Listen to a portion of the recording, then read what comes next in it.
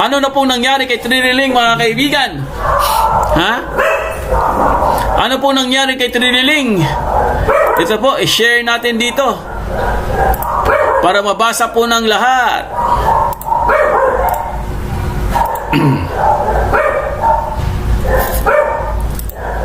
Mukhang problemado po si Triniling. Ayan, oh. Mukhang ang dami pong problema ni Triniling, mga kaibigan. Anyari, guys.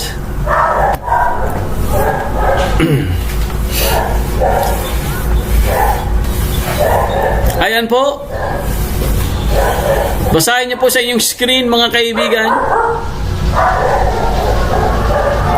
Trillanes umaming hindi makatakbo dahil walang sapat na budget. Ayon. Kaya pala siya naiiyak. Ha? Kasi ito na naman po yung panibago niyang dramatization, mga kaibigan. Wala daw budget. Kaya naman pala eh. Ha?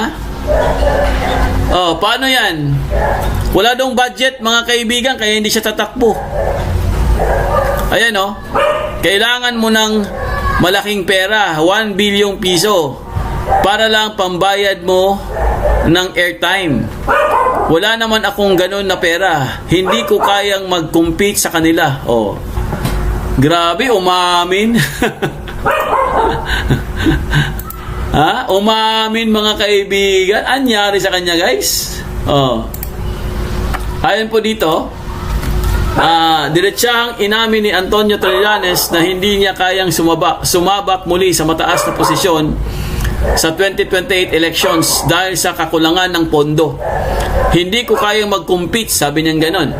Sa kanyang panayam, walang paligoy-ligoy na sinabi, kailangan mo na ng malaking pera, 1 bilyong piso, para lang pambayad mo ng airtime. Wala naman akong ganon na pera. Hindi ko kayang mag-compete sa kanila.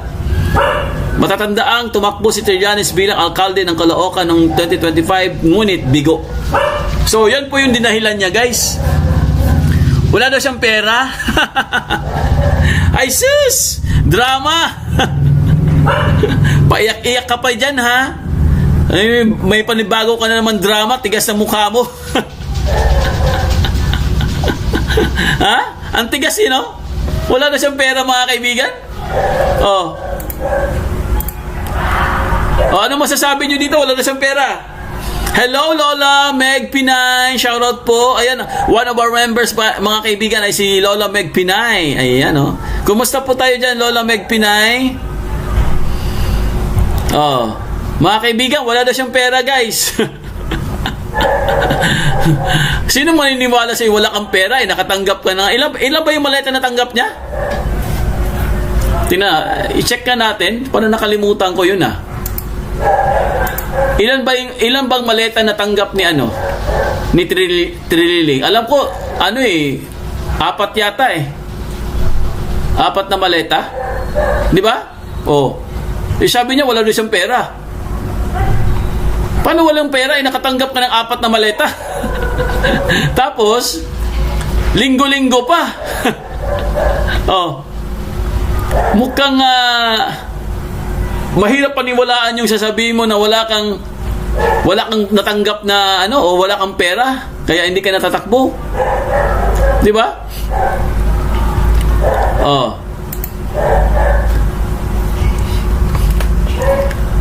Sinong maniniwala sa kanya, mga kaibigan, na walang sapat na budget?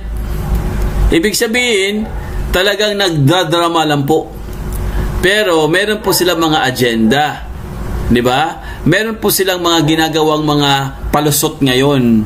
Alam nyo ba bakit, mga kaibigan? Bakit po nagdadrama itong si Triniling?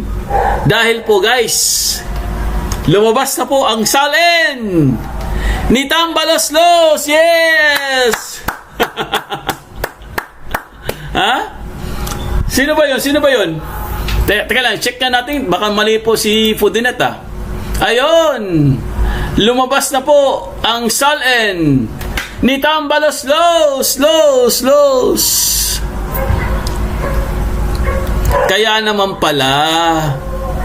Now I know. Okay? So, ito po, ipakita na po natin, guys. Kaya pala sila nagdadrama na kunwari wala silang pera, naubusan na sila ng budget, wala na silang panggastos. Kasi po, ito po ang SALN ngayon ni Tambaloslos. Ayan, ipakita natin. Huwag po kayo magulat, ha? Ayan po mga kaibigan, pakibasa po guys sa inyong screen. Yan po ang bagong natuklasan.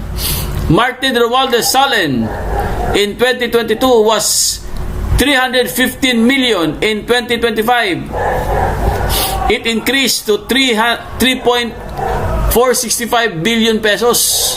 Ibig sabihin mga kaibigan, 1,000% in 3 years. Grabe. 3 years lang po yan, ha? Tumaas po ng 1,000% ang kanyang SALN.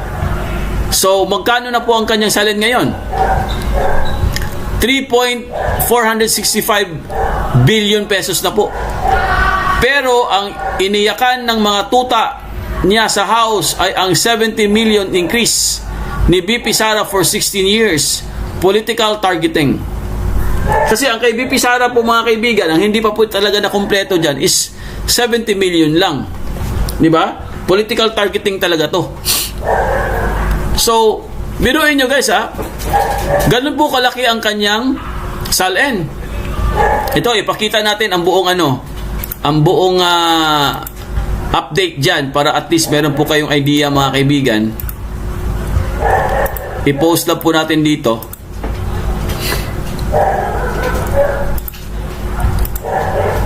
Ayan po. Lakihan natin guys para makita ng lahat. Ayan. House Speaker Martin Romualdez 2025 SALN PHP 3.465 billion mula sa 315 million pesos noong 2022. 1,000% increase. Number 2, former House Appropriations Committee Chairman and Ako Bicol Party List Representative Zaldico. Ayan mga SALN nila yan From 1.51 billion pesos mula sa 236.7 million pesos noong 2022, 637% increase. So, kita nyo naman, siya po ang may pinakamalaking increase. 1,000%. So, ganun kalaki ang kanyang SALN, mga kaibigan. Samantalang, sinisilip nila kay BP Sara. Meron pa iba dito. Kay JJ Suarez naman, ganun din. Tumaas din siya ng 813%. Kasi ang SALN po niya is 2 billion. Grabe pala si JJ Suarez, 2 billion palang SALN ito. 2.35 billion. Si former Senator, Senior Deputy Speaker naman, si Dong Gonzales naman, ang kanyang SALN is 1.3 billion pesos. Ibig sabihin, lahat sila guys, bilyonaryo na. Ito naman si Manex Dalipe, 1.49 billion naman ng kanyang ang kanyang SALN. Ang grabe, ang taas po ng kanilang mga, kumbaga tumaas talaga lahat. Pagdating naman dito kay Edwin Guardiola, 2.2 billion naman sa kanya from 299 million. So nakita nyo guys kung gaano po kalaki ang pagtalon ng kanilang SALN. Talagang nakakalula po guys at makapanindig balahi po talaga kasi ang talagang pinipilit nila ngayon ang kay BP Sara, kasi kay BP Sara po 73 million pesos lang Ulitin ko ang kay BP Sara po is 73 million pesos lang. Although pera din yan, pero mga kaibigan, i-compare mo naman sa kanila guys. Tingnan nyo naman, i-compare nyo, napakalaki po ng kanilang SALN. Talagang bumulusok po. Tapos nakafocus lang sila kay BP Sara. Diba? Ayan kita nyo naman. Lahat naman dito, lahat ng nakikita nyong numbers ay mga questionable po ito. Diba? Ganun sila kayaman, mga kaibigan. Lahat sila bilyonaryo. Ayan si House Speaker 3 billion. Si JJ Suarez or si Zaldico, bilyonaryo din. Ayan o, 1.5 billion. Pagdating naman kay JJ Suarez, 2 billion, billionaire din. Pagdating naman kay Don Gonzales, billion din, 1.3 billion. Pagdating naman kay Manix Dalipe, bilyonaryo din, 1.4 billion. Kay Edwin Guardiola, ganun din, 2.2 billion. Sus, Mariosep, grabe ang kanilang mga salin, mga kaibigan. Pero mayroon ba nag-question? Meron bang sumilip sa kanilang mga salin?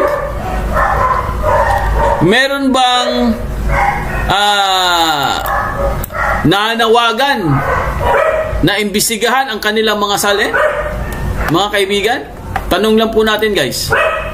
Meron ba or wala? Meron bang hearing? Meron bang investigasyon? Wala, di ba? Zero, mga kaibigan, zero, wala.